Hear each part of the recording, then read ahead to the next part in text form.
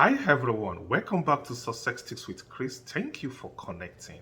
Like I always say, this platform is to encourage someone, is to help someone believe in themselves so they can achieve what God has proposed for them in life. We have another beautiful story today from the book of Luke 5, the gospel according to Luke, Dr. Luke, chapter 5, from verse 1 to 11. This story is so beautiful. This is when Jesus called four of his disciples. They were beside a lake called the Lake of Gennesaret. We also know that lake to be the Sea of Galilee. These four fishermen toiled all night, but they couldn't catch anything. They didn't catch any fish. They toiled and toiled. So they were about to just pack everything up and just give up and just go their own way. They were washing their net. But the Bible says the multitudes pushed towards, pressed and pushed towards Jesus. So he needed a platform. He needed something higher to preach or to teach the multitude. So he beckoned to one of those fishermen and said, "Oh, can I use your boat for this purpose?" They said, "Yeah, you can use the boat." So he preached from this boat. He said, "Just push a little in, and so they can use the boat." So he preached from this particular boat. This is quite profound because as he continued to preach, he said, "Simon, throw your net into the sea." Simon Peter said, "At thy word, I will throw my net into the sea." So he did, and they caught great multitude of fish. They were so surprised, they were astonished, and they were full of gratitude. The blessing was just too much that they have to beckon, they have to call some of their partners to help them because their ship started sinking. What a story. They went back to Jesus and they were full of gratitude. They told him, "We are just sinful men." And he said something, "You won't be doing this anymore. You will now be catching men. You will be fishers of men. You will be part of my ministry." They got a higher call. He pushed them from the place of lower calling to a place of higher calling. What a beautiful story. What are the lessons we can deduce from this story? The number one lesson is that don't give up. Have hope. Have faith. Book of Hebrews 10:35 says, "Cast away not your confidence, that has a great recompense of reward." He said, "Be patient. After you've done the will of God, then you might receive the promise." There is a promise waiting for you. There's something God has promised you. There's something your life is supposed to achieve in life. But if you don't have faith, hope, and if you are not patient, you will lose it. If they had if when Jesus went to them to use their boat and said, "Oh, no, we can't give our boat to you with toil," and they left, they would have lost that blessing. But they said, "No, we will give our boat to you." He used that ship and something miraculous happened. Do not lose faith. I don't know, maybe you are sick and you are losing faith. No, don't lose faith. Have hope. Be patient. Something will happen. Something good will happen to you. Have hope, have faith. Do not lose your confidence. The second beautiful lesson that we can learn from this story is that always be a blessing to others. I don't know what that situation is looking at like, but you can still be a blessing to someone. Your situation is better than some others. You can be a blessing to them. Don't say, "Oh, I have nothing." Yeah, you have something. You are trying to achieve something with what you have with you. I don't know that resource or that's what you have at this point in time, but there's still something you can give to be a blessing to your environment, to your community, and to the people around you. Is it your voice? Is it your money? Is it your influence, however big or small?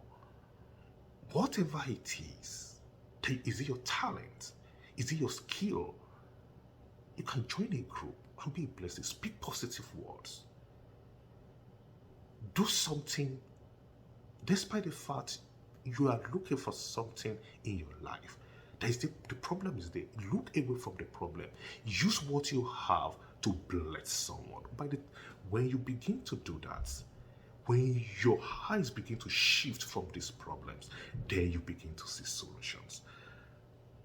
always be a blessing to someone, no matter what you are going through.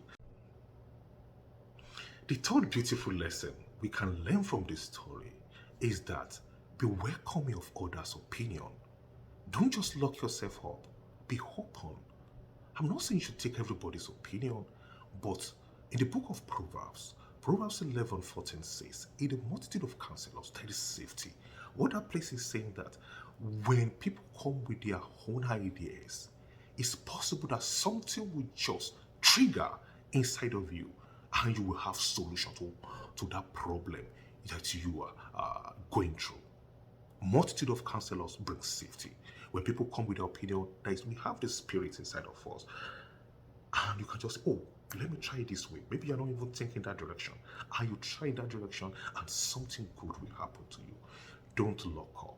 Be open. Be attentive. Be sensitive. And listen to others' opinion. This is very important. The fourth lesson that I've learned from this story is that partnership is very important. They got the blessing. Simon got that blessing with his partners, but something happened. His boat started to sink. He had to beckon to other people to help him. We need people in our life. You need relationships. You need people around you to help you with one thing, strategic ones. You need to note the people around you that are very sensitive to your needs. You need them. Who can you call in the middle of the night when you are in trouble? Who can you call that can give you advice or can commit his or her resources to you? Is very important. Make strategic. Focus on making long and lasting relationships that are very strategic.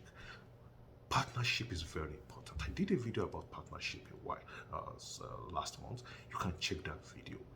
Partnership is so beautiful, is so strong, and can help us achieve whatever God has laid in our hands or in our hearts to achieve. The last beautiful lesson from this story is that be full of gratitude. Be grateful. They came back to Jesus, especially Simon, said, I'm a sinful man. I don't deserve this. He was full of gratitude. He came broken and full of gratitude. What he was trying to say there is that I appreciate you for what you've done. Although I don't deserve this. But something happened.